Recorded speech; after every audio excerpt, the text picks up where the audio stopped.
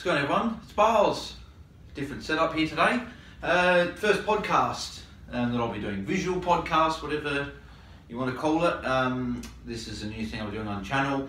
This will be uploaded every Tuesday, going to the Premier League week and previewing and reviewing and fantasy stuff and whatever. So we've got all that. We've got a big show today. It sounds good to say that. I'm joined here by the man, my Brendan Schwab. I'm Joe Rogan. No, I'm kidding. Ryan Faust, how you doing, mate? What's going on, Bales? How are you? Yeah, not by yourself? Good, very good. Yeah, good stuff, mate. Yeah, there you go. We already shook hands before, there you go. So we'll be talking about a few things about the transfer window, who they sign and stuff like that. Season predictions, fantasy picks, ones to watch for the season. Then we'll go through the games for this week and preview what we think will be the winners. So let's get stuck into it. All right, winners and losers, Ryan. Who do you think was the big winner out of the transfer window? Or who do you think the biggest winners were out of the transfer window? I mean, to be honest, I thought it was a pretty poor window by a lot of clubs in the Premier League. I mean, the Premier League has got a lot of money in it now, and you expect a lot of clubs to do big business. But yeah, it wasn't really too hard to pick my winners and my losers this transfer window. I mean, you look at Arsenal. I thought they had a great window. Got rid of some players they needed to get rid of and bought a few players in that really are underrated, which we'll talk about in a sec. But yeah, very happy with them. My second winners. Who would you put as your second winners? I know mine, but who would you put? I'd probably look at. You could also put Man City in. They signed Joel Cancelo and a better right back. They signed a very good defensive midfielder. They've strengthened up. Where they're Fernandinho's going to be a sub, more likely than not. So that just shows the strength. He would fit into the 19 other teams, I feel. Maybe except Chelsea, maybe because they got Kante. But I think that Man City improved. I think Liverpool probably weren't as productive. No. I don't know if they necessarily had to be, but maybe signing a Pepe or someone like that would have been nice. But personally, I think Aston Villa probably were another winner. They signed 13 players, spent the most money out of the Premier League, I think. Yeah. And I think they're gonna. I think there's another clear winner as well. I think Everton. Do you want to discuss them? Yes. Well, Everton will discuss in more detail when we come to it. But they're going to be. I said before that I think they'll finish very close to the top 6, maybe 7th. Yeah. But I think I'll pencil them in for 7th. But we'll obviously discuss that a bit more in detail. But they signed a host of players. Why don't you start off the losers then? Who do you think was the Chelsea had the worst window? Chelsea for me. Yeah. Chelsea, they didn't have obviously a transfer ban. Couldn't sign anyone. They signed Kovacic, but that's because obviously they had him on loan before the transfer ban started. I think Man United were another loser as well, to be honest. I know they signed a good centre back, the best probably right back in terms of young stars in the world. And they signed a couple of good young guns, but they needed to bring in a midfielder. And I personally think they need to bring in a better right winger. Yeah. Like a Sancho type. But hopefully that'll happen next season. I mean, just to touch on Everton, I thought, the signings they brought in were really good. They, again, same thing as Arsenal, plugged a lot of holes. And when it comes to Chelsea, I think it wouldn't have been such a bad window if they actually kept Hazard, even though they had a transfer ban. But the fact that they lost Hazard, I think, is a really big deal. And now Williams got the number 10. I personally think that Everton and Chelsea will be battling. Yeah, I think Everton and Chelsea will be very close to the end of this season. My losers, I think, were Newcastle. I think Mike Ashley. But Andy Carroll. Yeah. I think they got Andy Carroll. They got Joel Linton. They got but there's someone else I'm trying to think of. They got Alan Saint Maximin. And they obviously sold Jose Perez, which for £30 million is not worth that. So that's okay, but it's not about the players they brought in. It was the fact they lost, Rafa Benitez. I mean, that guy could manage at any of the top 6 teams. World class manager, just a manager that was abused by Mike Ashley. Didn't want to back him, bought them up. Got relegated. He bought them back up. He just wanted a little bit of money and he didn't get it. So I'm glad that Rafa walked and he'll go get a big job somewhere else. So Newcastle, I guess they might have signed a few good players, but their squad's still not good enough. And they're going to be fighting. They're going to be fighting relegation, which is not good enough for a team like Newcastle and how big they are. So I think that sums up the winners and losers, eh? Yeah, and so we'll move on to the next part of the video.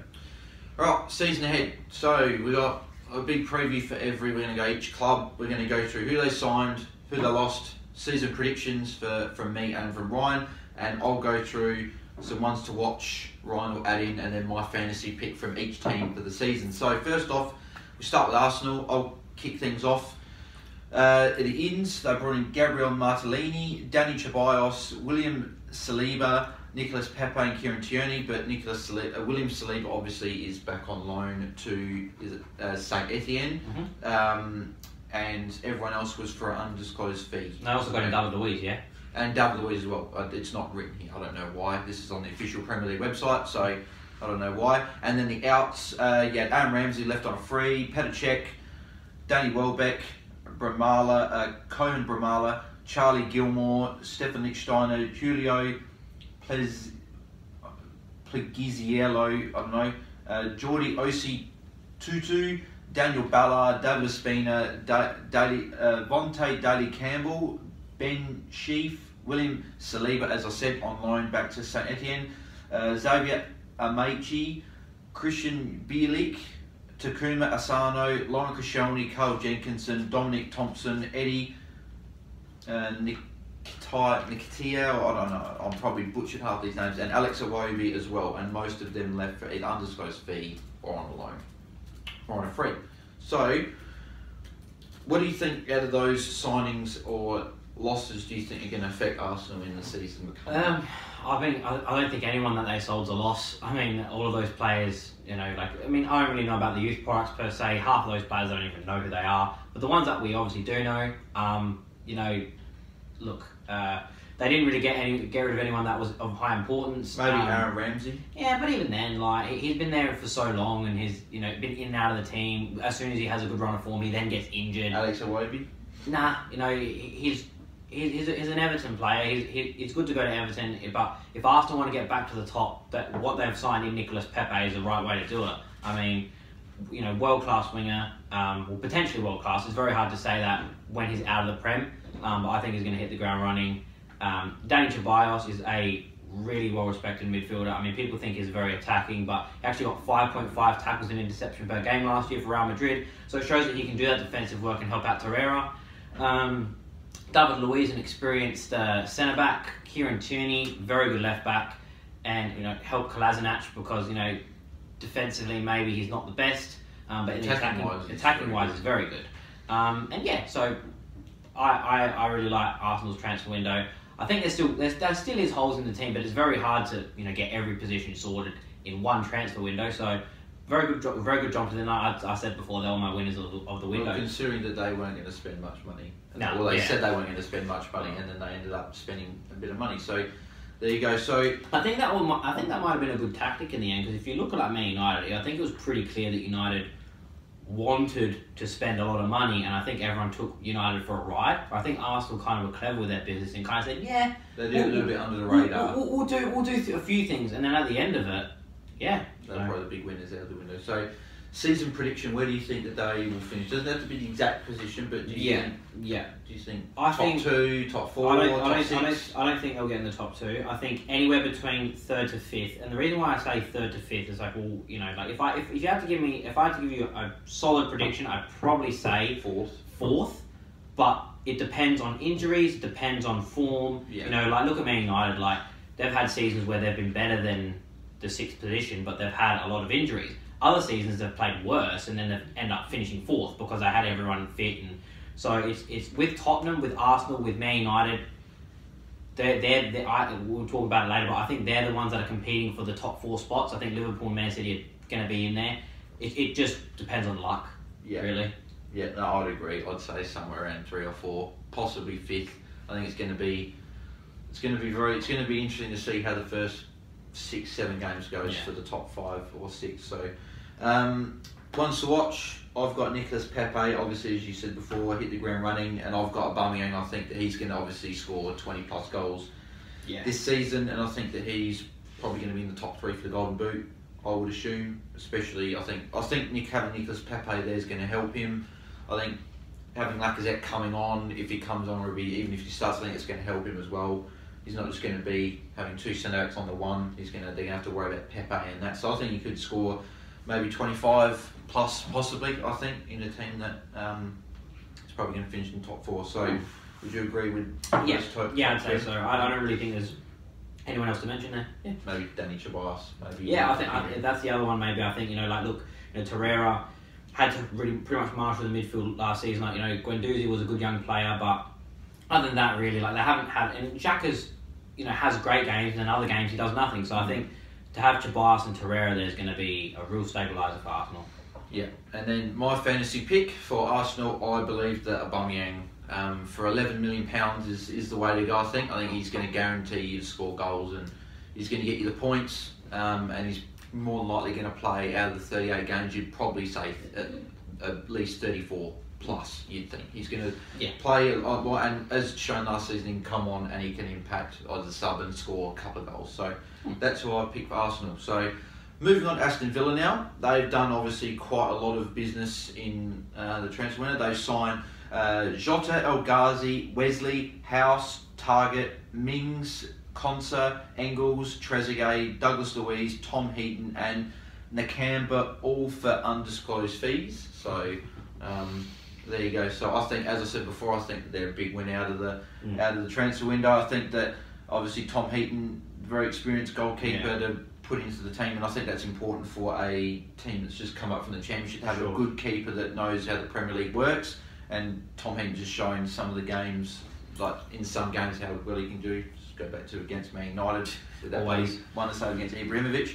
I think that Matt Target again, another one, is another good signing, Premier League proven for Southampton. Same a little bit with Tyrone Mings as well. He'll probably play pretty expensive. Tyrone Mings was £25 million, but hey, at the end of the day, like you said, if they're a club coming up, you need to get that solid. Yeah, you need players from. You need to spend the money to stay up. Yeah, so you got that. They signed Douglas Luiz from Man City. Don't know a lot about him, but if you're a Man City, you might actually regret that because Sane done his ACL actually. If you didn't know. Yeah, no, I know. I heard about that yesterday. And then Trezeguet from the Turkish league, heard good things about him. Was in their team of the season, for the league last year. So maybe he might come in. And then some of the outs, they lost Adama. I'm pretty sure he's from Tottenham, but I might be wrong. Bunn, Delat, Elphick, Hutton, Jedinak, McCormack, Richards, Whelan, Gardner, Sarkic, Doyle Hayes, Green, Hepburn, Murphy, Hogan, Jar Nason and Bree. And obviously out of those guys, I think that Mila Jedinak's probably one that you could say is a maybe concerning loss, being obviously Australian captain and being that guy that the pillar in the midfield. He might be a bit of a loss. I think Alan Hutton, not so much. He's got his experience, but I think it's his time to go. And then I think that maybe someone like Ross McCormack, they might have liked to have held on to, because I think he can score a lot of goals. So what do you take from Aston Villa's business? I'm just excited to see Aston Villa back in the Premier League. I mean, they're not like a Newcastle where Newcastle are expected to be up around the top six. Like they're that big of a club. Aston Villa have no expectations, but they were doing very well in the Premier for a long time. They were finishing 5th, 6th for a long time, and I'm just excited to see them back in. I think they've got a couple of players in that team that everyone wants to see in the Prem. A couple of people I didn't mention here, Jack Grealish, John McGinn as well. Yeah, exactly. But I'm really excited about Jack Grealish. He's a player that gets a bit of stick for no reason in particular, really. But he has got quality, but now we need to see it in the Prem, because if he has a great season, he could get a big move to a big club. And he's just got that suave about him. So speaking of him, I've got him as one of my ones to watch, as well as John McGinn, who I mentioned before. I don't actually know John McGinn. John McGinn had a very, very good season for Aston Villa. I don't exactly know his full-on stats, but he had a very good season for Aston Villa. It was the highest. I think he created the most chances per minute. He was in the top 10 in the Championship last season. So he had a very, very good season for them last year. And then my fantasy pick, obviously talking about him, would be John McGinn. I think that you could toss a coin between him and Jack Grealish. I picked McGinn because he saves you an extra 5.5 in your midfield. If he's the guy that's the one that's creating all the chances, then he's more or less going to get assists and score goals. But I think Jack Grealish will be taking set pieces, I think, more often. So he could be your guy that you go for, but it's hard to get into. It'll be interesting to see how Aston Villa start the season, because it's very hard to measure. It's obviously 12, hard. 13. How many signings did they have? 12. Well, they've got 2, 4, 6, 8, 10, 12, but Wow. you'd probably say at least half of them are going to walk into their starting team. Yeah, so they're making 6 signings for the starting 11. That's a big jump. So hopefully they can all mesh together well, and I think they're clearly not going to get relegated. I would. Don't think so. As I remember, they mentioned it on the Sky Sports show. I'm trying to think. Morning transfers. I think it's something on Sky Sports anyway. But they were saying how it'd be embarrassing for Aston Villa to go down, considering how much money they've now invested in the squad. They wouldn't want to go down. So I don't think they'll go down. I personally think they'll finish somewhere in that sort of. You always have that little race and that big group of teams between maybe 11 or 12 to the bottom 3, but I think that Aston Villa will finish somewhere around 15, 16. Yeah, I predicted it to be maybe a bit high, maybe 13. I think maybe something like a 12 or 13. I think they could easily do. Yeah, but it just depends on how they gel. Agree. So Bournemouth next. So Bournemouth brought in Kelly, Stacey, Billing. Juma and Wilson. For me, the one that stands out there's Philip Billing from Huddersfield. Big, strong midfielder that can obviously play defensive, and he can also play as a box-to-box. I think he'll be quite important for them. And then the outs, they got rid of Mark Pugh, Jolly, Heineman, Mings, Mahoney, Mousse, Smith, Surridge and Harry Arter. Obviously big 3, you'd probably say Harry Arter, Mousse and Mings, probably the 3 that maybe they might have wanted to keep, but how do you see Bournemouth season going? I mean, it's good that they've kept obviously a hold of Callum Wilson. He was a target for Tottenham and Chelsea at the start of the window. But yeah, I don't know. With Bournemouth, like, they're just not improving enough. Like, they're the opposite of Newcastle. Like, I think that like just to finish off, like, for me, Newcastle, like, they had a good manager but the wrong players. Like, and then with Bournemouth, they've got okay players but a really good manager, and they needed to invest a little bit more. Like, I mean, other than Callum Wilson and Josh King and Stanislas, David Brooks, I was going to. David Brooks is good, but like, other than that, I mean, their defence is. What? Do you know what I mean? You've got like Steve Cook, you've got Simon Francis. You know, come on, like Simon Francis. Charlie Daniels is injured, so they're going to have. What do you think? I don't know. I'm not sure on ball. I would say that they could be in danger of being relegated. I think that if they lost. Imagine if they lost Callum Wilson. I was going to say that I think if they lost Callum Wilson, I would have penciled them in for relegation, because I think that Josh King on his own isn't going to be enough to score all the goals. I think Bournemouth will still score a lot of goals because I think they've got a decent. I think they've got a decent front line. They've got an okay midfield, but their defence is old and it's not Premier League up to the Premier League standard. So I think that they could be anywhere from 12th and downwards. So yeah, there's going to be a tough season for them. So hopefully they do. So yeah, ones to watch: David Brooks, and as we mentioned before, young guy. He was linked with a lot of other bigger known teams. And Callum Wilson, obviously, as we mentioned, is going to be the guy that's probably going to keep them up in the Premier League if they aren't going down. So. And he's my fantasy pick at 8 million as a forward. Bournemouth, the thing good with Bournemouth, they've got a nice run to start the Premier League season off. They've got a good run. They've actually got, in terms of match fixture difficulty rating on the Fantasy Premier League website, they only play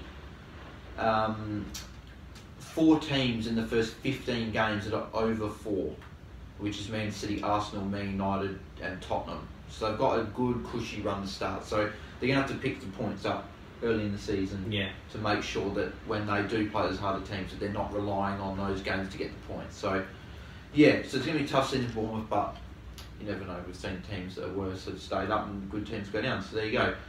Brighton, we're moving on to now.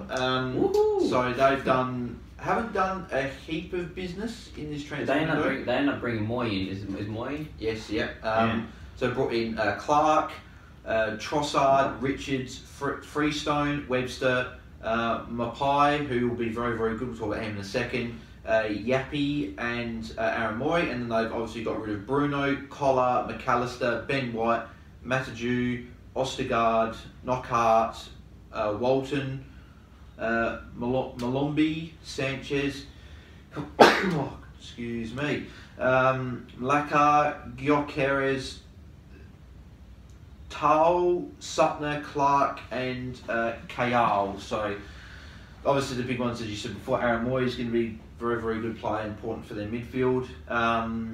And another one was Neil Morpie from Brentford.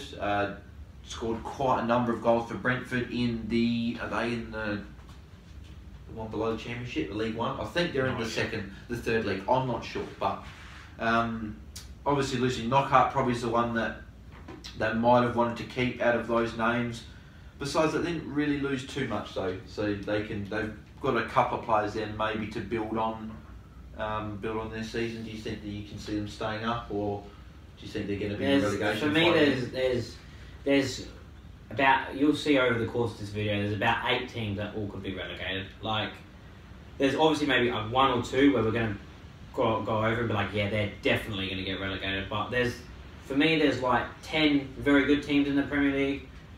Well, around about 8 to 10 good teams. There's about maybe 4 average teams, and then there's about 8, poor teams that any of them could be relegated. I think, obviously, we mentioned Bournemouth could be in that bunch, and I think Brighton could be in that bunch as well. I mean, yes, they didn't. I have a bit more trust in Brighton than what I do over the likes of Bournemouth and that, because they've actually got a decent Premier League proven centre back pairing. Yeah.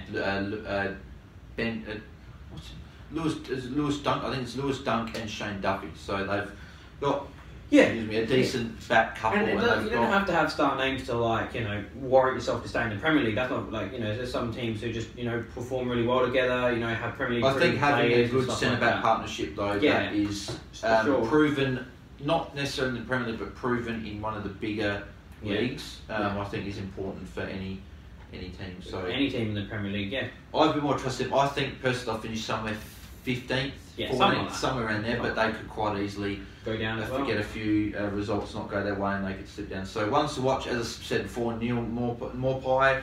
I think he's going to start for Brighton. If not, he might come as a sub the first few games, but I think he'll gradually get Glenn Murray out of the team, because let's face it, Glenn Murray's like 30, 36, 37, 38, whatever. He's still around. He's still scoring goals. And to his credit, he's scoring more goals than what I would. So there you go. And Pascal Gross is going to be the guy that takes all their free kicks and set pieces and stuff. So he's going to be he's going to have to be able to create a lot of chances for Brighton if they're going to win those games. And my fantasy pick, Matt Ryan. I think that having a goalkeeper that's 4.5 has got a good defence.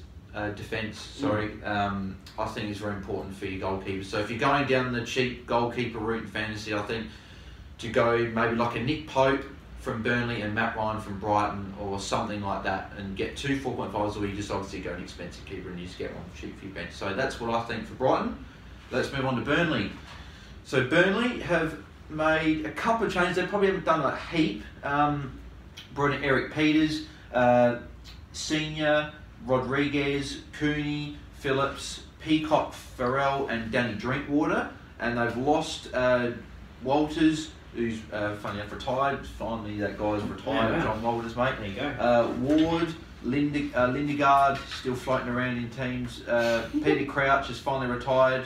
Howarth, Tom Heaton and Wells. So for me, obviously Danny Drinkwater I think is a very, very important signing for them. I think he's going to obviously fit straight in, and I think Joe Rodriguez as well could be he's again Premier League proven. His body has not been able to hold up to be able to get a consistent run. So hopefully for his sake he can get a consistent run.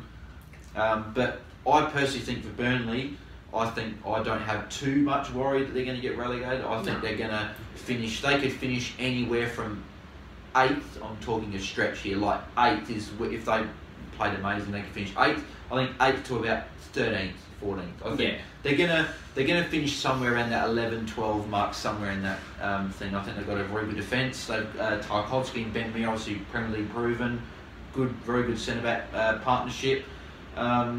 And both their wing backs are very, very good defensively as well. So and then also the strength in their midfield. So would you agree with that? Yeah, I think it is again you got to look at the manager. Sean Dyche is a good manager. Is a good Premier League manager, and he doesn't make dumb calls. He's going to get the team playing his way, and it might not be the most exciting sometimes, but you know what, it's effective, and yeah, they'll definitely pick up points, and they'll also pick up points against some of the big teams. They're a potential banana skin for a lot of Premier League teams. So yeah, I've got no worries about Burnley, and they've added some good additions like Jay Rodriguez and Danny Drinkwater it's good business. I think Danny Drinkwater for me is the big one. Yeah, obviously, because even as well, like Jay Rodriguez might just get injured and not feature I on the season. I personally think the Danny Drinkwater signing has taken them from being somewhere in the 14, 15 to 11, 12. I think that's an important signing. They're just a very stable team. Defensively, they're very good. Midfield, they're very good. And in attack, they've got a decent attack. Like you've got Ashley Barnes, you've got Chris Wood. They've got options now. They've got Rodriguez, Wood, and Barnes. It's not even that Chris Wood, Ashley Barnes, like whatever. But it's the way that Dyche plays his team. They work. It's fun. They're very basic. A 4-4-2, flat. And then they work hard. And their two wingers, funny enough, are actually midfield as well. So they come in, the two guys go out, and then they keep rotating. So I think, as you said, banana skin for a lot of teams. So as I said, I think Dwight Manuel's a very, very good young, promising player for English football, for the England national team eventually. And I think Tarkowski is very, very good centre back from Burnley. I personally think Tarkowski should be playing for one of the top 10 teams. I think maybe he'd go well in Everton or he'd go well in Leicester, Wolves, because Wolves always play the back three. I think he'd be a very good signing for them. They obviously can't sign him. The transfer window closed yesterday. What was it, a £75 million bid for Tarkowski got rejected by Burnley? Yeah. Really? I didn't hear about that. Yeah, so there you go. So they really wanted to keep a hold of him. Yeah. And for me, my fantasy pick, I actually mentioned him slightly before, Nick Pope. I think if you're going to go down that cheap goalkeeper route, I've personally, I'll go through my fantasy team later on in the show, but I think that if I'm going to go down that road, I'm going to pick Nick Pope and Matt Ryan. But Nick Pope, Burnley good defensive side, he's going to keep clean sheets, he's going to save a lot as well. Burnley keeps showing that in the past in fantasy, so I think that you can't go wrong with picking him. So he's only 4.5 million. So there you go. So next we'll move to Chelsea. This will be pretty short and sharp. They've lost a lot of depth in their squad, but they've only. We have to mention all those names. That's a lot of names. I'll just dive right into it. Kovacic, they obviously signed because they had a transfer ban, so they had him on loan before the transfer ban, so they got him before that. The outs: Cahill, Dabo, Green, Hazard, massive loss. Kane, Aina, Baxter, Nati, Da Silva, Eduardo, Scott, Callas, Pasalic, Musonda, Murata, Nathan, Redan, Ampadu, Clark, Salter, Miyazaga, or whatever his name is, Baker, Palmer, Sterling, probably a relation to Raheem, I'm assuming, Gallagher, Maddox, Chalobah, Drinkwater, Grant, and Brown. So they've lost a lot of depth, as previously mentioned. How do you see Chelsea going? Do you still think that they're going to make top four, or are they going to struggle? Nah, no way. I mean, look, I think they have a chance. Like they have a 10%, 20% chance. We obviously missed the signing, because they signed him before their transfer. They obviously signed Christian Pulisic in January, but they signed him for the start of this Premier League season. Frank Lampard's a good addition. It's just the same kind of Ollie effect that had at United. Maybe Frank Lampard could do that same effect at Chelsea, but it's like, losing Hazard is a big deal, and they're not getting to replace him. Loftus-Cheek's out pretty much for the season. Hudson-Odoi is out for the season as well. Those two guys were obviously amazing It's young too guys. many changes in one team to then expect them to make the top four. Like, what are they going to have? Like Abraham, Giroud, Willian, and Pedro. I still think that there's a chance that they could finish in the top four, but they're going to have everything go right, and they're going to have to evade injuries to key players. So like Kante's going to have to stay fit, Jorginho, Willian and Pedro obviously both been there been there for a while, but they're going to have to be. They haven't done enough at Chelsea yet, so they're going to have to take their game to another level, which I personally don't see them doing, but you never know, they might. They're going to need Pulisic to come in and all of a sudden just start straight away. He's going to have to obviously replace Hazard and score those goals if they've got a chance. But I'm in the same boat. I see them probably finishing 6th or possibly even 7th, possibly Everton might even possibly be able to even 8th. But I mean, if Leicester have a good season, Wolves as well, West Ham. There's a lot of people around that that could finish a budget. So Chelsea could be looking at a bottom 10 finish this season, but it's going to be interesting to see how they go, how they adjust to a new manager, less depth in the squad. They're going to have to obviously promote a lot of their youth, because they've obviously lost a lot of their depth, as I said. So obviously like the Gary Cahills and your Maratas and your Drinkwaters, and players like that. So they're going to have a tough season, I think. But in terms of who to watch, I think for in Chelsea, I think Pulisic is going to be the guy that, if they're going to do well, I think he's going to be the centre of most things. So I think he's an important part. And I think Mason Mount is another guy that could get a chance and cement a spot, but it's going to be tough to quit, because if there's one thing that's sorted for Chelsea, it's their midfield three. Kovacic, Jorginho and Kante are going to be their three, and you also got Ross Barkley there as well, so their midfield's fine. It's their attack isn't strong enough, and besides Pulisic, and their defence obviously is in Cahill and Louise.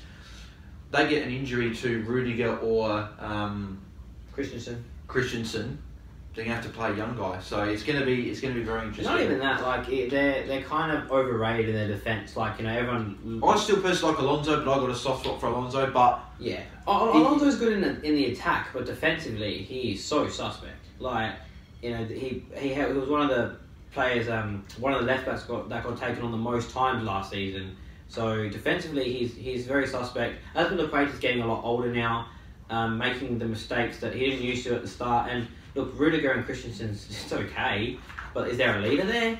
Like, I don't know. Probably not. Not really. But they're probably going to stand in the top 10 more so because they've got Kante there. Yeah, it's probably going to be the big guy for them. You know, Kante shooting that back four is great. And the thing is, like, you looked at Chelsea last year, and what I found disappointing with Chelsea is, like, there was games where they just got rolled over 4-5-0. Yeah, like, that doesn't happen to any of the other top teams. United don't get rolled over 5-0. Arsenal to an extent, but they're not going to do the same thing this year. But yeah, Chelsea just had those games where it was just like, they just rolled over and spanked by City, spanked by Arsenal. I think it's almost like they've got that mentality that once they can sit 2 or 3, they're just like, we'll just run around for the rest of the thing. If we concede 6, but you never know. Maybe Lampard coming in could change that. So, but in terms of fantasy pick for them, obviously as I mentioned, Pulisic is going to be very important for them. So £7.5 million midfielder that you can buy. I think that if there's a guy from Chelsea going to go for, I think it's him. Mason Mount's another interesting one for £6 million, but he's going to have to obviously earn a place in that midfield, because I don't really see him playing as a front three. I see him playing as the thing is though, if you look at Lampard, he's not afraid. Like if he's going to play, he's going to come in. He's going to play, and he'll play who he wants. And also the thing as well is Mason Mount was his star player at Derby. And he was at Derby, so you never know. If Kovacic, you know, he got inherited Kovacic. He didn't. I don't know. I don't think he didn't want Kovacic, but he didn't have a choice. Necessarily say, I want Kovacic. Exactly. So you could actually see them line up with Mount, Jorginho, and Kante. Maybe we see what happens. There you go. They may even play 4 in midfield. Never know. So they can play like a 4-2-2 or something, or a 4-1-2 and 2 diamond or something. So so that's my fantasy pick for that one. Next is Crystal Palace. So they've done a heap of signings, but they brought in a couple of okay players, but they've lost obviously a very, very important player, which we'll go into now and then a little bit later on. So they've signed Henderson, Ayew, Gary Cahill, Camarasa and McCarthy. So 3 Premier League proven players there. And then they've lost Jason Punchin, Speroni, Sacco, O'Dwyer, Hungbo, Brown, Lemeka, Sorloth, Soare, and obviously the big one, Wan-Bissaka is obviously a big loss. Yep, thank you. And we'll mention that later on. But in terms of their business, obviously they lost Wan-Bissaka and that, and they also lost a couple of other, not necessarily good players, but just good depth like Bakary Sacco or Punchin or something like that, just for a little bit of depth. But they did sign Jordan Ayew. Gary Cahill, I think, is an okay signing for them. In Premier League proven, been there for a while. But they've got a lot of centre backs, so I don't really know exactly how he's going to fit in. But I would assume that he's probably going to be one of the starting 2. Camarasa played well for was it Brighton? It might have been Brighton or something, or Brighton or Huddersfield. I can't remember who he played for last season, but no, Cardiff. He played for Cardiff. So anybody is on loan from real betters, and McCarthy obviously from Everton.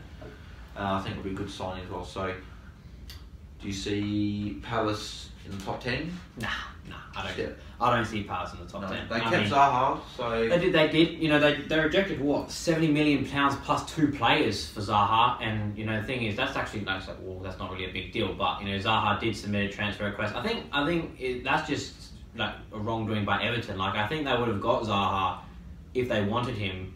Like Everton had a great window. I'm not like picking on anyone. But like, yeah, if they wanted Zaha, they should have gone in for him a couple months ago, and the deal would have been done. But to come in for him like on the second to last day, a couple of days, and then expect Zaha and Crystal Palace to be like, yeah, Zaha sure, that's fine. Zaha want to leave, but Palace obviously. And again, if you said that 2 months ago, then Palace would have signed another player. They would have, you know, that's fine, no problem. You know, you've been a good servant to us, but to 2 days, it wasn't going to happen. No. And you know, Wilfried Zaha is really their only hope.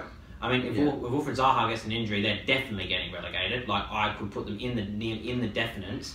That's the only reason why they're not in the relegation zone. I don't think, and they just don't have enough. Like none of the players that they do have anything to them. Like Ward's got. If you're looking through the team, you got Ward, you got. You know, Tompkins, all these guys. Like they're just Premier League players that have played in the Premier League, but they've never done good in the Premier League. I think they're big three that they're going to have to play really, really well. Obviously, Zaha's one. I think Chiki Kouyaté is going to have to...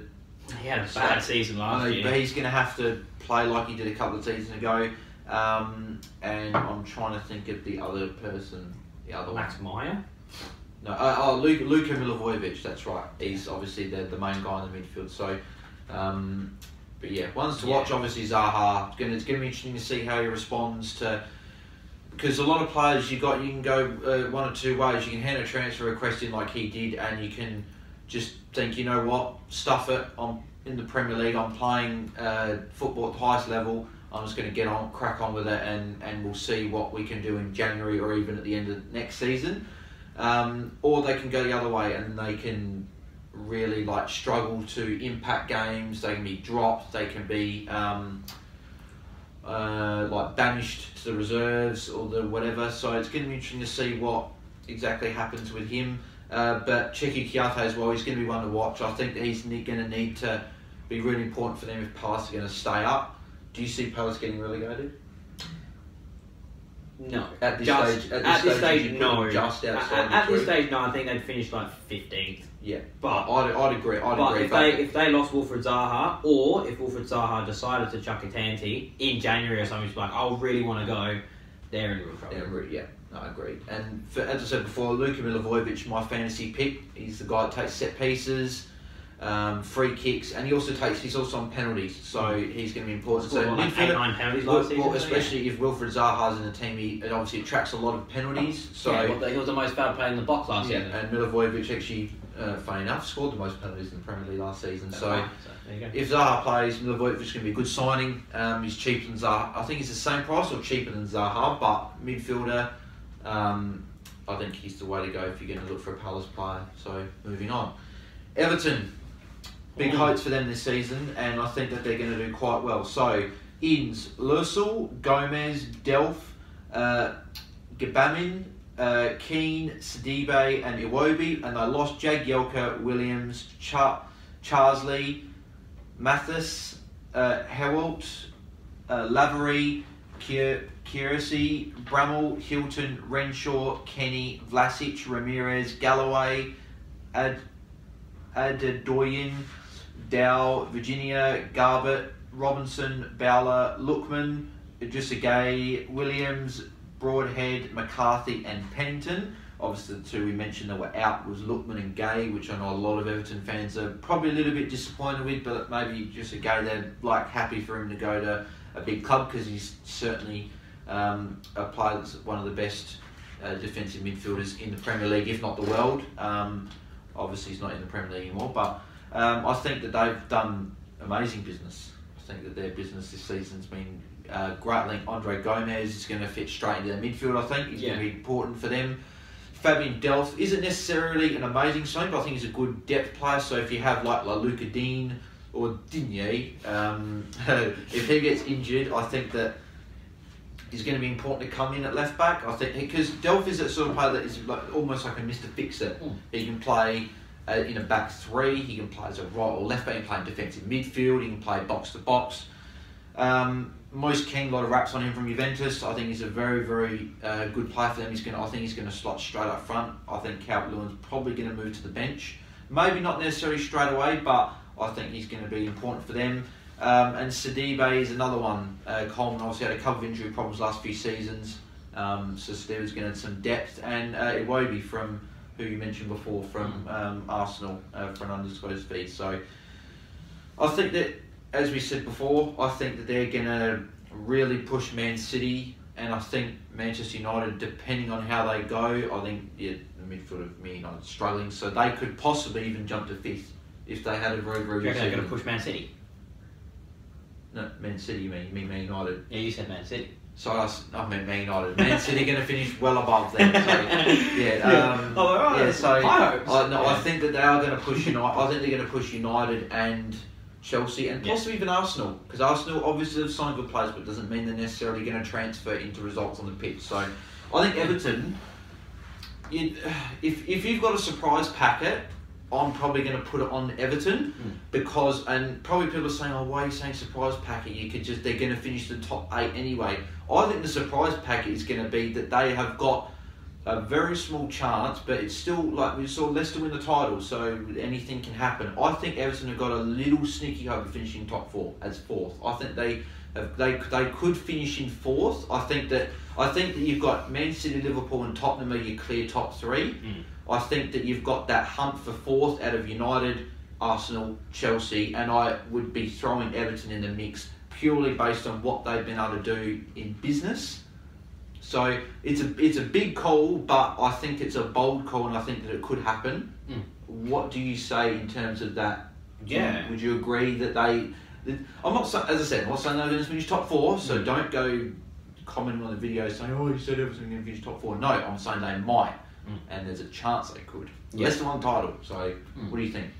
I think, with the whole Leicester comparison, like Leicester did win the title that year, but literally no team in the Premier League was any good. Man City had no signings. Liverpool were. There's nothing wrong. I'm just saying, like, people, like, if Everton fans are gonna think that they could get up close to the title, like, it's not gonna happen. But that, it's like, they're not gonna do a title season. I was trying to say in comparison to like. I wasn't saying necessarily Leicester win the title, but before the season, people were like, oh no, Leicester ain't going to win the title. Like, it was in the conversation, whereas Everton are in the conversation. What I'm trying to say is, if this Everton team was that Leicester team that season, they could have won the title. Oh yeah, because that Everton team was arguably better than the Leicester team that won the title that season.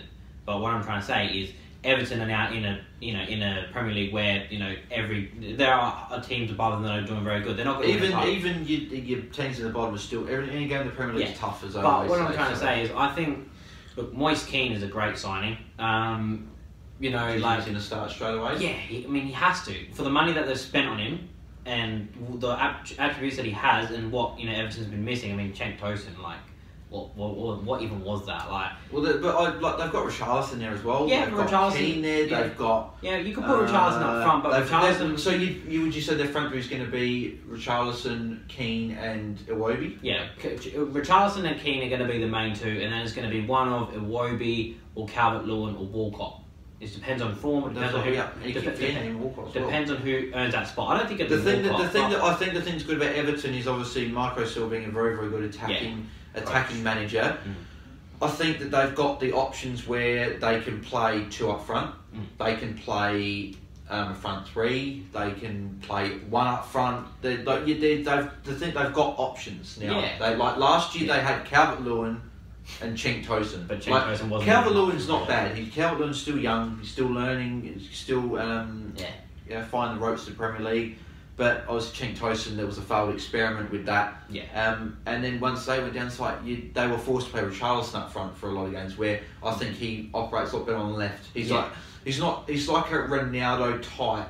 Like he's not. I'm not comparing Richarlison. I'm just saying that he's that guy that plays on the left that can cut inside and score the majority of their goals. Yeah, will find his way in the box, headers, back post, stuff like that. Yeah. And the thing I like about Everton as well is that they've actually got like a more of a spread out team now. Well, Gabam as well. Yeah, like back in the past, they used to have a good midfield, and they used to be like, oh, we can do well, but we only have really a good midfield, and we've got Phil Jagielka. Like, it's just now they've got a spread out team. You look at their back four. Probably the best it's looked in a long time. Pickford's a good goalkeeper. You've got Digne, Keane, Mina, and Coleman or Sidibe. And Sidibe could even play centre back, really. But anyway, and then you look in their midfield. They've got. I think if they kept hold of Zuma, that would have been. Yeah, that would have been okay. But either way, but if you look at their midfield as well, they've got Gomez, Gomez, and Gomez. Like people think about Gomez, he's not a midfielder. Like he's way too attacking. Like you need that guy who can help the attack as well. You can't just have two sitting midfielders all the time, especially not in a Marco Silva team. You need that guy.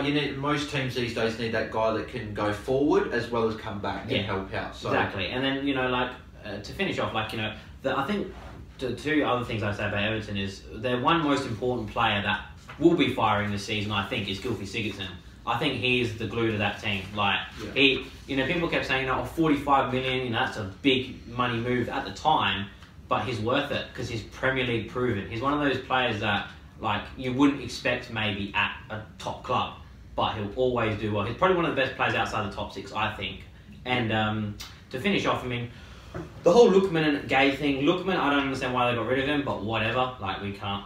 That's just a bit of poor business, I think. They just saw the money and wanted to take it. And then with Gay, if Idrissa was 21 years old, I'd be like, what are they doing? But at the end of the day, he's going to move at some point. He's 29, 30 years old. Yeah. He had good defensive midfielder. He was an amazing defensive midfielder. Him and Wilfred Ndidi, he had Gay had 6.6 tackles and interceptions per 90 last season. So he was better than Kante. Yeah, he was. Kante was playing out of position. Obviously, he's not better than Kante normally, but Idrissa, Idrissa, and Ndidi would easily. Yeah, but also United are definitely looking at a younger profile, and that's why Idrissa was never an option. But like I said, if Idrissa was 21 years of age, everyone would want him. But a little bit late now, and that's why Everton. I think they saw the price that PSG are willing to pay, and they thought, well, we're not going to get this money for him in a year or two, so that's it. And then my ones to watch, obviously, Luca Digne takes set pieces, they're free kicks. I think he's going to be one of those guys that jumps really high up in terms of he quite easily be the best left back in the Premier League this season. So when you've got Lights Robertson that there, and Moise Keane, I think he's going to hit the ground running and go forward. So you take your pick out of those two for your fantasy Premier League. So I've gone for Luca Digne because I think he's going to be amazing this season. I think Everton are very, very good defensively this season. I think they're going to make big improvements for that, which is probably what cost them last season in a lot of games. Yeah. Luca Digne, £6 million defender you can put in your team. Moise Keane also £7 million forward that you can also put in your forward line. So we'll move on. We'll quickly get through these other teams because we're starting to go a little bit too long, but that's fine.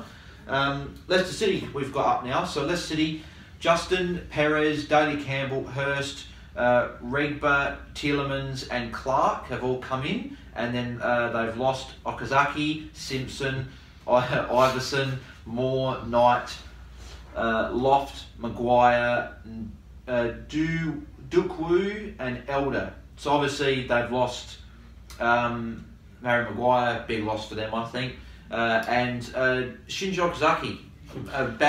Big loss. It's not a big loss. But they did sign Ayoze Perez. I think he's going to come in. He's going to be very, very good. And Tielemans as well. Tielemans was linked to some of the biggest clubs in the world. So yeah, I think on the back of that, I think that they're going to. I think losing Maguire. I had Leicester probably about anywhere from 7th to 10th, but I think maybe losing Maguire could push that from maybe 7th to 12th.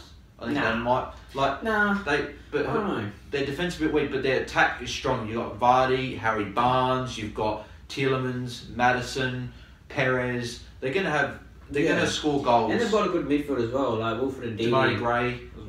Wilfred Ndidi's a top player, like I just said to you before. And I know that they've lost defensively Harry Maguire, but think of it you've got Demarai Gray, you've got James Maddison, you've got Harvey Barnes, you've got Kelechi Iheanacho, all these players, maybe not as much in Iheanacho, but the previous three, and Ayoze Perez, they've got players who like especially in Madison's case, I think Madison could, if he has a big season this season, which I think he will.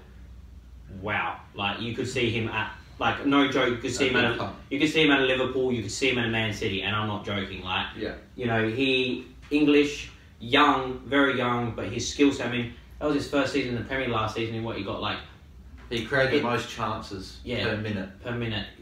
Ratio per. And it's not just chances, big chances. Yeah, and also like. And that's better than the likes of, obviously De Bruyne was injured, but David Silva, David Silva, Bernardo Silva, Salah, Firmino, Mane, Hazard, like all the guys, Pogba as well, like all those guys. So they're going to be very, very good soon. So that, as like for me, the ones to watch, obviously Tielemans going to be big in midfield this season. And Demarai Gray, I think it could be a little surprise guy that comes out. I know a lot of people talk about Harry Barnes, but Demarai Gray. Harvey.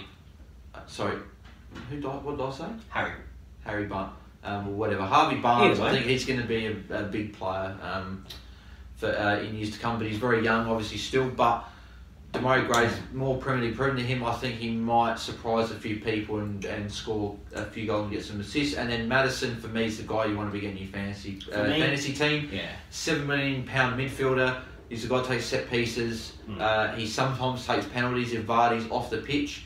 And he's the guy that's going to be the centre of everything. So I think he's it's up to him. If he wants it, he's got all the talent there. If he wants it and he has a good season, he'll be moving for big money because he's just got everything that you'd want in a player in that position. Yeah.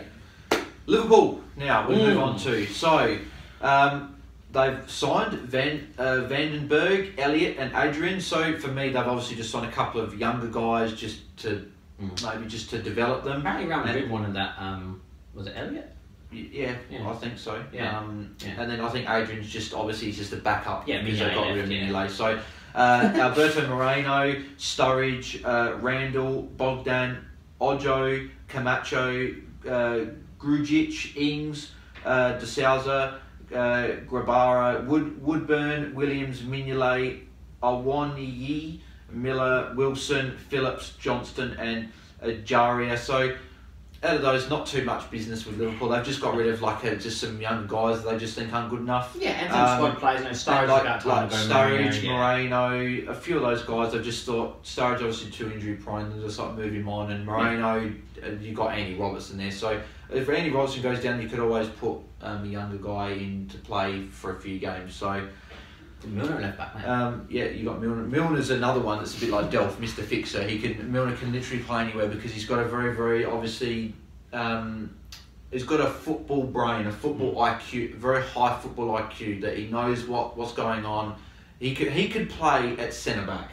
Yeah. He could play up front. He could play anywhere. You're not going to play him up front. You're going to play in midfield or as one of maybe the defensive spots. But he's a very, very good player. And very much maligned player, I think. I don't think he's got probably as much respect as probably what he should because he's been one of the best English players over a very, very long period. So probably not much really to say about Liverpool. They're going to finish top two. They're going to challenge City. I don't know if I personally don't have them beating Man City just purely because Man City have upgraded their team even more. Do you think Tottenham could catch them? I don't think so. I think that Liverpool's attacking prowess is probably a little bit stronger than Tottenham. So I probably have Man City maybe 3 games ahead of Liverpool, and then I see maybe probably the same gap between Tottenham and Liverpool, 2-3 games. So hang on, there is something up with the camera. Hang on. Hang on. Damn it, it's 20%. I got my phone charger here. Power bank? Yeah, does it do my thing? Yeah. Just it doesn't matter. We'll just literally cut it out anyway. It's gone for 45, nearly 50 minutes. So we're in the last half now. Hopefully we can get it to about an hour and 30. Yeah, once we've you can edit a bit. Once we've gone past the big teams, then we'll be right. We can just hone in. Does it work? Is it charging? Do you know?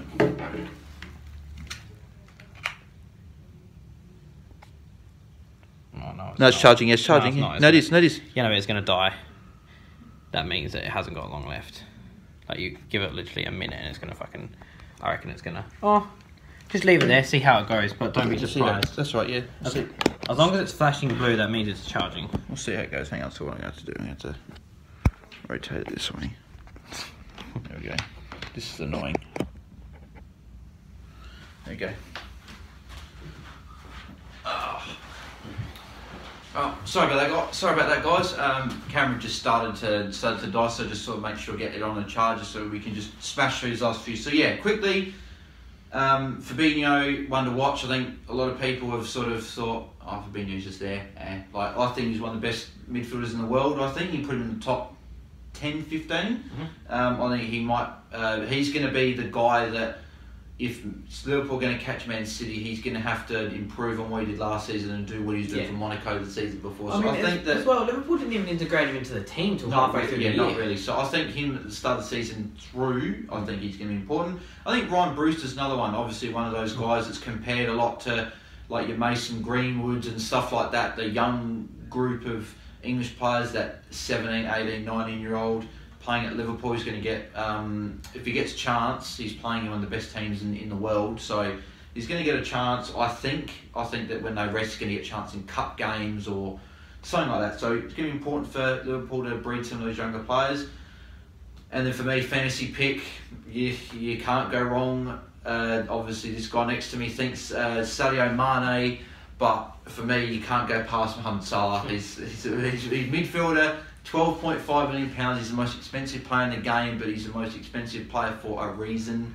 He's going to probably win the Golden Boot again. I'd have him as my pick. He's probably, at minimum, he's going to finish at the least, he's going to finish top 3. Sadio Mane as well is another one. He's a million cheaper at 11.5 million.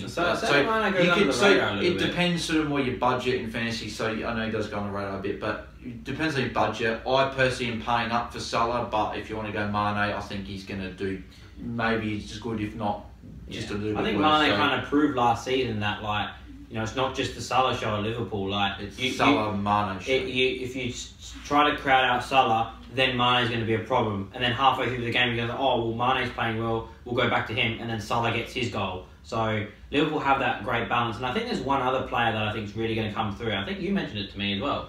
Origi.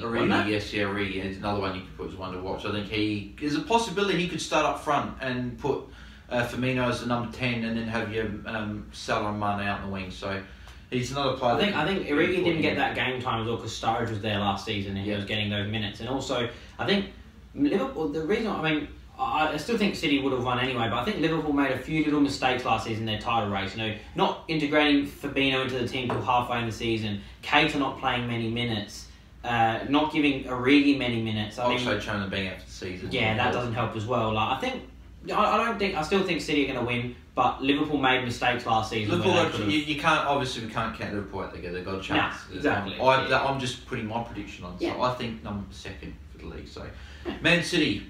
My personal preference, well, not preference, but my opinion of who will win the Premier League. In Angelino, Rodri, Cancelo, and Carson. Carson is, I think he's more just a third choice, just a bit like a Lee Grant for United last season. Lost Vincent Kompany, just got to pay respect to him, one of the best centre backs probably we've ever seen for a very long period of time in the Premier League.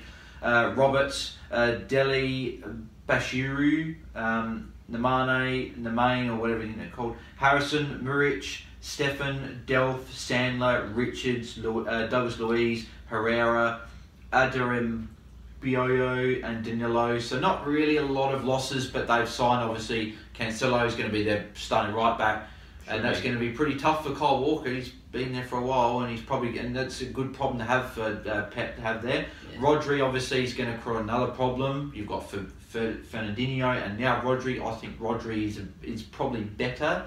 But they've got the option, obviously, playing a back, like a pivot 2 that they've got. So, and Angelino again, they've got, if Mendy's going to be injured again, they've got Zinchenko and Angelino battling out for that left back spot. So they've got a lot of depth. So it's probably we're not going to speak about Man City much because it's.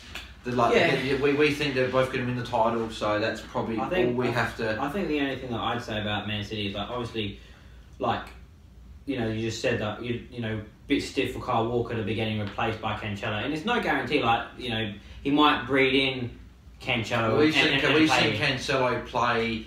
Like Pep could play back three and put Kyle Walker as centre back and put Cancelo as the right wing back. Yeah. And so they can play in the same team, but it gives them a lot of flexibility and obviously a lot of rotation. All right, we're back.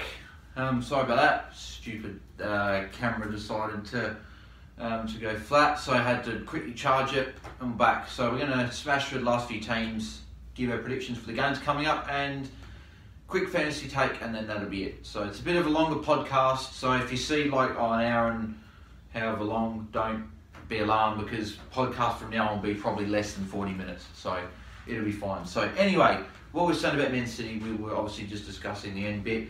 I was just literally going to say, ones to watch for me, Raheem Sterling. I think he's going to, in his prime at the moment, he's going to go to another level, I think, this season. And Kevin De Bruyne, I think, stays fit. He's going to be another reason why I think City are going to win the league. So he wasn't fit last year and they still won the league. And I was talking about how before, like Liverpool, maybe with Fabinho and Origi or whatever, but Messi didn't even have De Bruyne. No. So, yeah, there you go. And then my fantasy pick, you could say De Bruyne, he's cheap, he's underpriced, he should be priced around 10, 11 million. Say Aguero, proven goal scorer, but it's got to be Sterling. He's 12 million pounds as a midfielder, but he's 12 million pounds for a reason. I think Leroy Sané being injured is actually less rotation. It's actually not going to be the worst thing in the world, because they had one problem coming out of last season. How are you going to fit Bernardo Silva into that team? Well, then you got Bernardo Silva, but then you got Mahrez as well. Yeah, but Bernardo Silva versus Mahrez, Bernardo Silva's going to start. He'll start out on that right wing. Sterling will start on the left. Bernardo will kind of float in the middle, and they'll probably push Cancelo or Walker right up the pitch. So yeah, I mean it just works.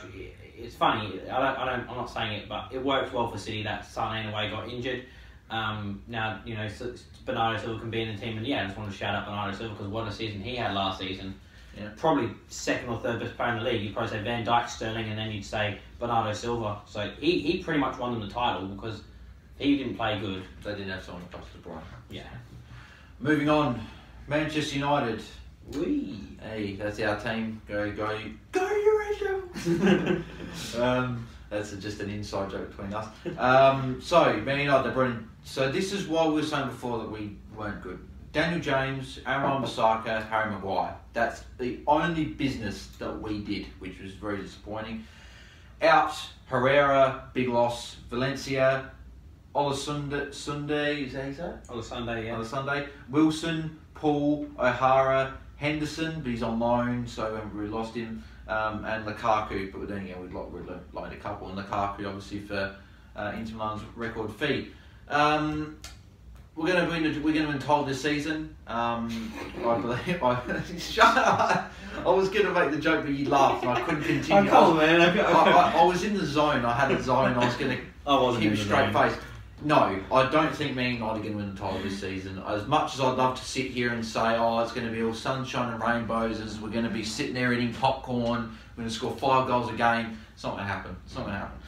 I don't think it's out of the realms of possibility that we could win the title, but I don't believe we will. So it's a bit like Everton. Like Everton top 4, a big call would be saying like United win the title, but I don't think it's going to happen.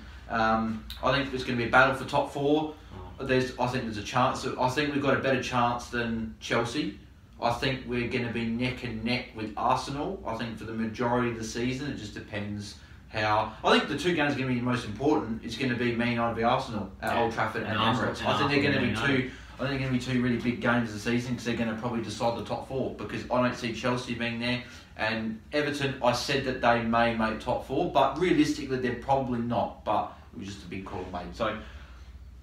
Obviously, Wan-Bissaka, one of the best right backs in the world already. 21, had the best tackles per game in the world. He had the best tackle efficiency in the world out of any defender, not just right back, any defender. Amazing. Daniel James, for a good young prospect, and Harry Maguire, obviously very, very good centre back. So.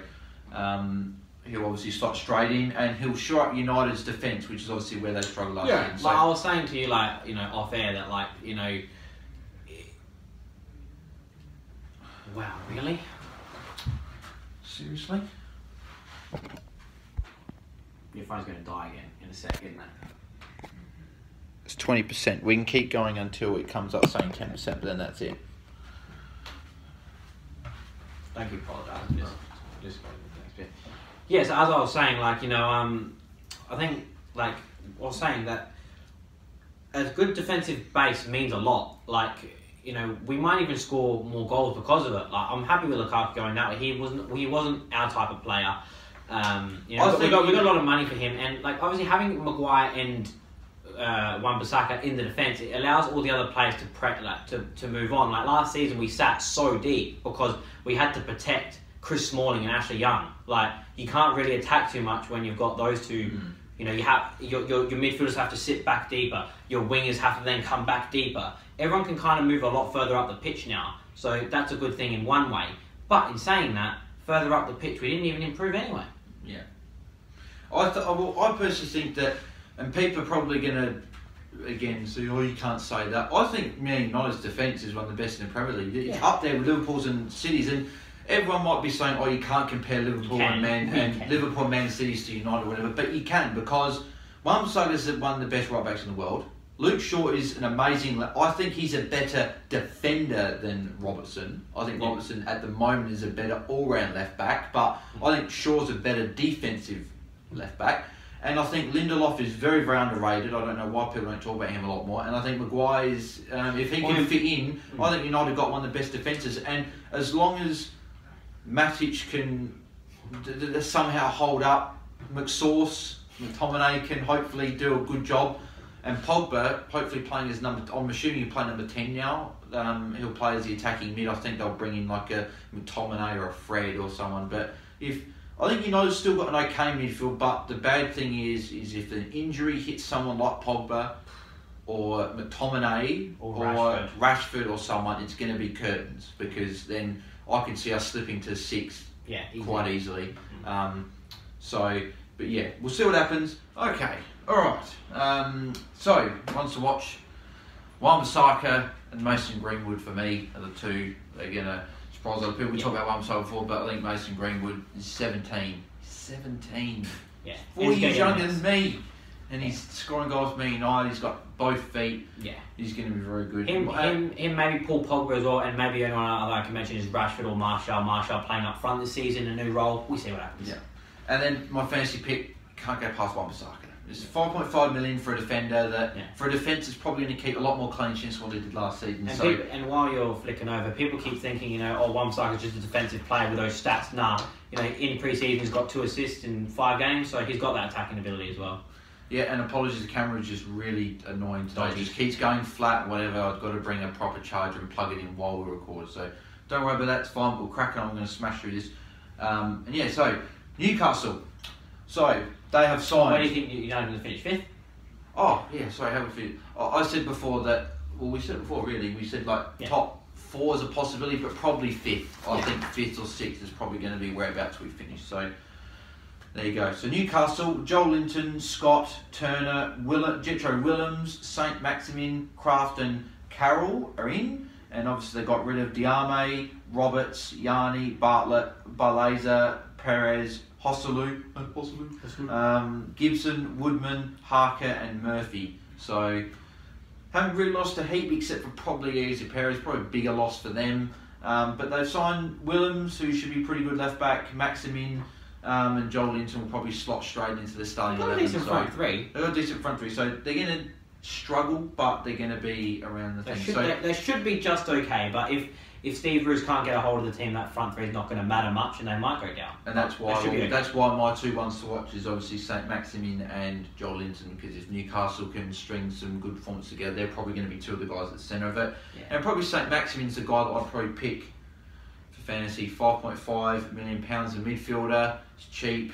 And could make an impact. So because there's not really anyone from Newcastle that's an obvious pick for and your he got fantasy fouled team. the most in the box of any player in the French league last season, so that's something to know. There you go. So it could be the new Wilfried Zaha. And there's always a guy in fantasy that's cheap that takes another level. Like Ryan Fraser and Raul Jimenez were last season, and this season could be St. Maximin. So you never know. So also, I'll give a good shout out to Sean Longstaff. Hopefully, he can do well. Yeah, agreed. So, anyway, we'll move on to Norwich City.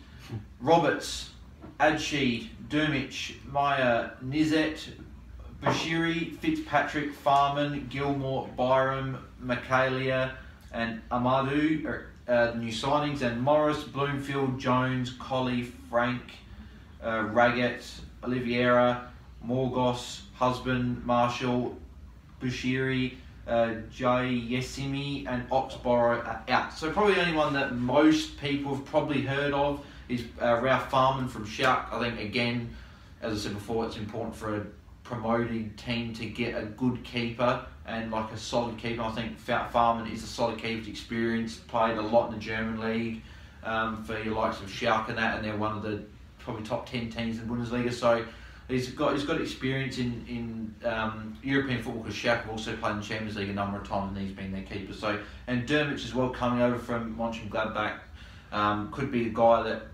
teams that will Pookie up front, and hopefully they can score some goals. So I personally probably see Norwich as one of my 3 teams being relegated. I just don't think that they've invested a bit of money, but I don't think they've invested enough money. Not like Aston Villa, because like Aston Villa, you've got like your Mings and players like that, whereas Norwich really only got Farman and Dermich. Do you reckon that's probably... Yeah, they're one of the teams I'm very sure will get relegated. Yeah. So there you go. Pretty short and sharp for that one.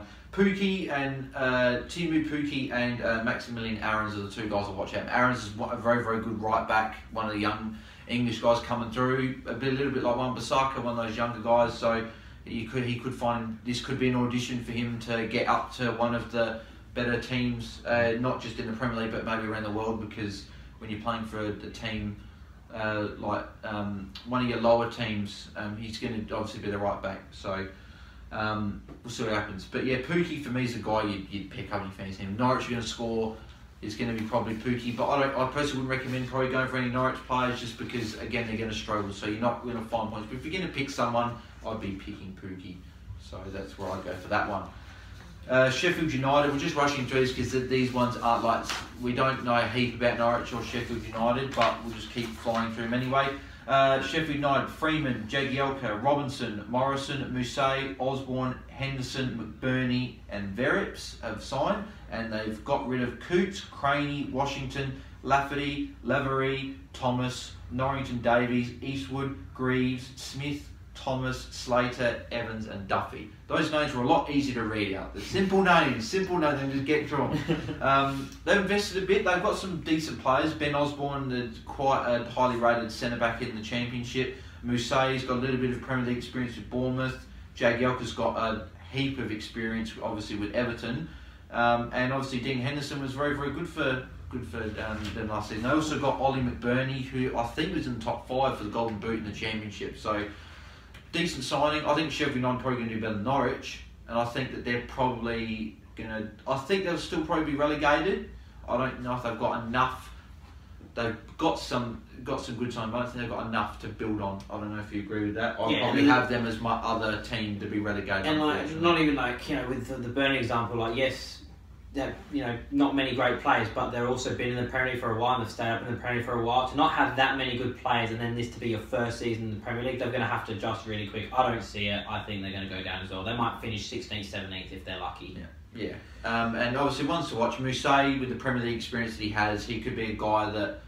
and I forgot Ravel Morrison as well. I completely forgot about him. So he could be a decent one as well. But Mousset, Premier League experience, and same with Jagielka. Jagielka can, I know he's a bit slower, a bit older these days, but if he can help with this team, with all the experience he's got, then that's going to go a long way to them staying up. And Billy Sharp, forward, £6 million for your fantasy team. He's got a good chance to score a lot of goals. He's going to be the guy that scores all the goals for Sheffield United. He's the only guy that really plays up front for them and the main guy. So he's a very interesting option. I've considered him a little bit, but I don't think I'm going to go through with it. But he's a guy that you should be considering. So, Renov, his surprise packet, that's how you say Ryan in Greek. Yeah, I know how to speak Greek, that's right. Southampton, his surprise packet for the year. So, we'll quickly get through their signings and we'll talk a bit about them. So, they've signed Genepo, Che Adams, very good signing I think, Danny Ings and Scott have signed, and out they've lost Stephen Davis, Matt Targett, Jones, Rose, Latham, Cole, Hambling, Classy, Johnson, Sims, Austin, and Reed. So, do you think Che Adams is going to be getting that opening gig over the likes of Ings and Long, or what do you think? Yeah, I think so, but I don't even think it's about the business per se that what Southampton has done. I think they've done the opposite of what, again, Newcastle did. They had a great manager in Newcastle and they got rid of him. I think Southampton have got in a good manager. Is it Hasselhut? Hasenhüttl or something like that. Hasenhüttl or whatever. Something like that. And he just he brings kind of the Dutch kind of way of playing football into the Premier League. Very possession based, but also very strong. I think he's going to allow the likes of Ward-Prowse. He's not going to drop them. Every 3 games. He's going to keep them in the side. They've got a decent starting 11. It's a team that I think could finish 10th. I think they're going to play 2 up front. I think they've got too many strikers that are good to not play them up front. But then again, like you've got like your likes of Redmonds, your Ward-Prowses, Lamina. Romeo's a great defensive midfielder as well. Now that Idrissa Gueye's gone, Hoiberg, Hoiberg, whatever it is. So yeah, I think they're going to surprise a lot of people. Last season they didn't perform very well. I think they'll finish 10th or 11th. I think just outside the top 10 spots, but they're not. They're not going to be anywhere near relegation. They could possibly even fit into 9th. I think maybe. I personally they probably could be 9th or 10th or 11th. I think they'll be literally inside the top 10, or they'll be 11th or 12th. So yeah. One to watch, as I mentioned before. Che Adams is a good guy. I think he's going to start the bang. I think both get. Seriously? It's been going for 10 minutes. Keep on.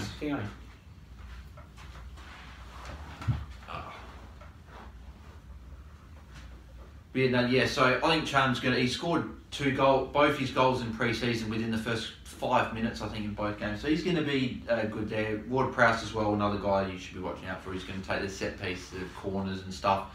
So I think he'll be a big improver as well. So he could be a guy you signed for £6 million, but I think the best one for Southampton, I think it's going to be Nathan Redmond. He showed last season at the end what his potential is under Hasselhut.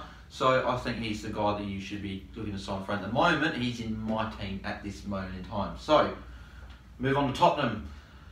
Okay, they've signed Etete, Clark, Ndombele, Lo Celso and Sessegnon, and they've lost Vorm, Duncan, Freeman, Glover, Ogilvy, Reynolds, Amos, Clark, Trippier, Janssen, Carter Vickers, Onoma, and that's it. I thought there was another one, but I don't know why. So yeah, they've had a very good window. I think that the signing of Ndombele is probably maybe the signing of the summer. I think out of every team, maybe that and Pepe are probably the 2, but I think Ndombele is going to really shore up that midfield. Same with Lo Celso, and then Sessegnon's going to be very, very good as well. So I think they're going to be 3rd, and I think it's top 3 quite comfortably for me. And I think that the likes of Ndombele is going to make an instant impact. He's not going to come in and have to warm up, whatever. So I'll be watching one to watch me Ndombele, and I'd like to see how Christian Eriksen responds if he stays and doesn't go elsewhere, because I'd like to see how he responds after all the rumours and stuff about him leaving. And see how he goes. I think obviously Tottenham have got a great manager as well. I think Mauricio Pochettino is arguably one of the best managers in the world, and having not 3 of them, not just even in the Premier League. And the thing about Tottenham that's improved as well is the fact that they've got strength and depth. Like they played pretty much their best football last season without Harry Kane. They had Son up front. You got Ali, you got Mora, you've got Sessegnon now. Quality midfield, like their midfield was good before. Now it's actually quality. Taken that other step. It's just their team's just gone to that next step. Probably got one of the best midfielders in the Premier League. Yeah. And then going to that, my fantasy pick for the year for Tottenham would be Lucas Moura. I think he's gonna. Everyone would say Harry Kane, but I think Moura, £7.5 million midfielder, can't go wrong. He's gonna play probably up front with Harry Kane and Son. So it'll be interesting to see how he goes, but I think he's gonna make a big impact for them. So I'll be picking him. Alright, we move on to the final 3 teams. We have Watford next. Spencer Adams, Dawson, Bashiri, Barrett, Whelan, Welbeck, and Sarr. I did not even know Welbeck signed for Watford. That's the first I've heard about it. And they've lost Ulare, Brutos, Hoban, Sinclair, Falivi, Navarro, Wilmot, Jakubiak and Luka Bacchio or whatever. So haven't really lost too much except Britos, but probably time to move on for him. And then haven't really signed anyone. Maybe Craig Dawson's a decent signing for West Brom, Premier League proven. Danny Welbeck, I guess, if he can actually stay fit, is not bad. But Watford are a little bit of one of those sort of, not boring teams, but you just haven't signed anyone, haven't lost anyone, and no one exciting. Besides maybe Delafeu and Decore, probably the two guys I'd watch for this season. But yeah, I think they'll stay up. They've got a solid team. They'll finish anywhere from 12th to 16th, I think, somewhere in that middle pack. They'll comfortably stay up, and I think Delafeu is the only player that could really add onto what they did last season. Yeah. But yeah. And I think Holebas is your guy you pick in fantasy for £5 million, takes their corners and free kicks and stuff like that. And takes all their red cards. Yeah. So I think he's a guy that will do well if he can start on the park, as Ron just said. So we move on to the second to last team, West Ham. Roberto, Martin, Fornals, Haller, Cardozo and Ajeti they've signed. They've lost Adrian, Carroll, Nasri, Martinez, Macassi, Perez, Silvestre, Neuville, Pask, Fernandez, Trott, Samuelson, Arnautovic, Byram, Obiang, Brown, Hugill, Oxford, Barrett, Cullen and Dean Garner. So they've lost a few guys there. It's more so for depth, really. They've just lost stuff for depth, but they've got a good enough team. They've obviously signed some decent players to bring in, so like your likes of like Roberto and Haller. They're gonna make an impact. I have them in my top 12. I think they don't have really much worry. I think Issa Diop's going to take another big step. Obviously linked with United at the start of the window. Very very young centre back, one of the best young centre backs in the Premier League. And Haller, you'd think probably come in and make an instant impact up front for them. Probably will start up front. So it'll be interesting to see what impact he makes. Agreed for 12. Yeah, I think Fornals is someone to watch as well, and I think Lanzini coming back from injury this season will add a lot to them. But I think there's also one more player that we know of who's amazing. Philip Anderson. Oh yeah. £7 million, my fantasy pick. Pick him up. I don't have him. I should take my own advice, but Felipe Anderson's the guy that I picked. Midfielder, £7 million. You can't go wrong with him. He'll be the guy that will be at the centre of everything. Wolves, final team for the previews. Jimenez, Hong, Neuer, Dendoncker, Dye, Vallejo, Catrone, Cristavao, Neto, Jordar and Dadashov are in, and Ebanks, Landell, Zyro, Heredia, Goodliff, Hayden, Latti, Salvage, Herc, House, Giles, Goncalves, Diaz, Costa, Leak, Caviero, Mir, Norris, Ennis, John, Dadashov, obviously just aboard and put him back online, and Eno Bakhare. So they're difficult names. Why do they make them difficult for me to say? I think they're going to sort of build on what they did last season. I still have them on top 10. You have them in top 10? Yeah, I think they're in top 10. They've added some depth to the likes of, you got Vallejo, Catrone, and they've also signed Jimenez on a permanent deal, Dendoncker on a permanent deal. So I think that they didn't play Dendoncker too halfway through last season. So he's a good midfielder that can also play in the centre back as well. So I think they'll be right. They've got no worry about relegation really. So I think that they'll finish comfortably in the top 10. And that's probably... But I don't think they can push on to the top 4 spots. No. I don't think they've got the quality. They could finish as high as 7th, I think, but that's probably about it. 7th to 12th, I think. 12th is if they have a bad season, but I don't think they will. So I'd look at Jimenez and Catrone, look out for them. It's going to be interesting to see who fits up front when you've got Jimenez and Catrone and Jota. It's going to be interesting to see exactly how they play that. Jimenez obviously locked in for one. Jota and Catrone are probably going to battle it out. You might even see Jota drop to an attacking mid, and then they might play 2 up front and then play your 2 guys in Neves and Moutinho in midfield. Give me interesting to see how they go, but I think they'll be right. Jimenez, you can't go wrong. Forward for £7.5 million is obviously a fan favourite for a lot of fantasy coaches last season. I had him for the majority of last season. And he's a guy that if you want a guy that is just involved in everything with assists and goals and stuff for a team, he's your guy. They've got a tough start, Wolves, but they'll have obviously an easy run once they get through those teams. So that's it for those previews. because it's gone on for a fair while, we're just going to sort of go through quickly what we think of the games for coming up, and then that'll be the show for today. So, Friday night, first game of the Premier League season, which starts actually, if I'm correct, it starts in about 10.5 hours. So, Liverpool versus Norwich at Anfield. Both agree that Liverpool are going to just win, probably 4-5-0. I've got Salah locked in as captain for my fantasy team. So if you got Salah or Mane, maybe even Robertson or Van Dijk or Trent, you could put as your captain. Maybe just to go a bit different, because they're probably going to keep a clean sheet as well. So you'd expect them to at Anfield. The early kickoff on the Saturday, West Ham versus Man City at London Stadium. I don't think it's going to be clear cut for. It's going to be clear cut that City are going to win. I don't think it's going to be clear cut as in they're going to go there and you're just going to think we've got this in the bag. Because West Ham are a good team. They started adjusting to London Stadium the second half of last season. But I still think City are probably going to win. I'll pick Liverpool 4-0. 4-0 as well. I think 3-0. 3-0. West Ham, Man City. I think it'll be a 3-1 win to Man City. I think 3-1 win. So, alright, move on to the Saturday group of games. I think it's about 3 p.m. local time over in England. Bournemouth versus Sheffield United at Vitality Stadium. It's an interesting game actually. This one, yeah. I still favour Bournemouth to get over the line. There's going to be goals. I think it could finish like a 3-2. I think personally it'll be 2-1 Bournemouth, and Sheffield will probably get on the board. I think Sheffield may even score first. To be honest, I think Sheffield might come out and surprise Bournemouth and score first, and Bournemouth might hit back. Bournemouth defence is pretty average, so I think I'll concede. Yeah, 2-1. Yeah, something like that. 2-1. Burnley Southampton at Turf Moor. This is one of the better games around actually, because Burnley are very, very good defensively, and especially at Turf Moor as well. Southampton have obviously shown how good they are under Hasselhut.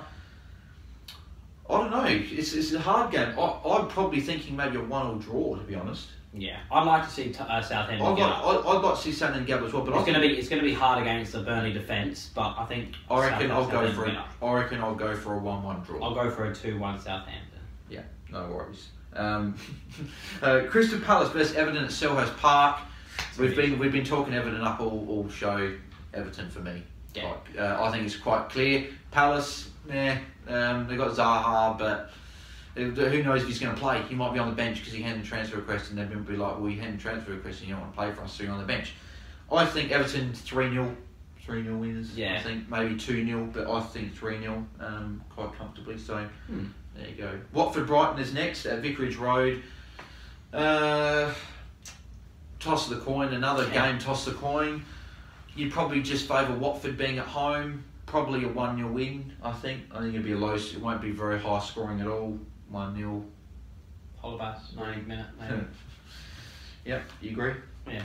Saturday, we move to the Saturday night game. Tottenham Aston Villa at Tottenham Hotspur Stadium. Now, I see this one as this could be one of the games where there's an upset, but I don't think it will be. Yeah.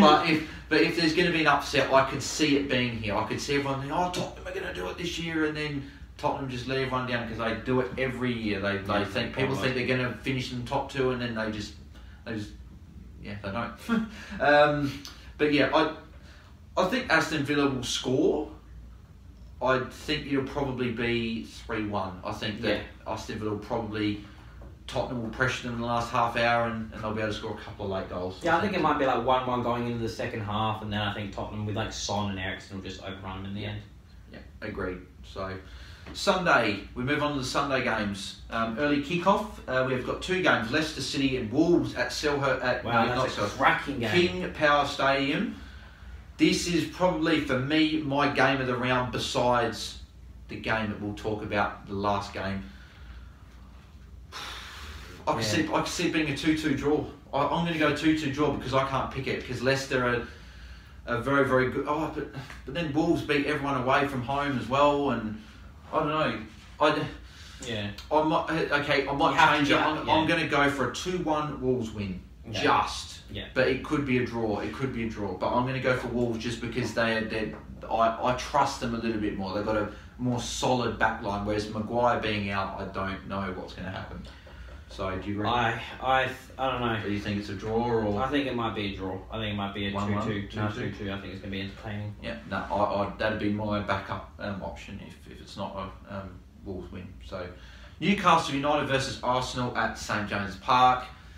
Arsenal probably won't score for the first 20-30 minutes, but I think that they'll probably win 2 or 3-0 against Newcastle. Newcastle might nag a goal, but I'm not sure. Yeah. Like Joel Linton's and St Maximin are probably going to need a little bit of time to get used to the Premier League. So they're playing. Bowman's going to have a good day, I reckon. Yeah, Bowman could score a couple of goals. So yeah, probably a 3-0 win for both of us. I think is probably where we go. So the match, you can't say that anything's going to be the match of the round. Manchester United versus Chelsea at Old Trafford. It's going to be the match of the round, obviously. You probably say, the biased opinion, but hey, it's 2 of the top 6 teams going out. There's no other 2 of the top 6 teams versing each other, so you've got to say this is the match of the round.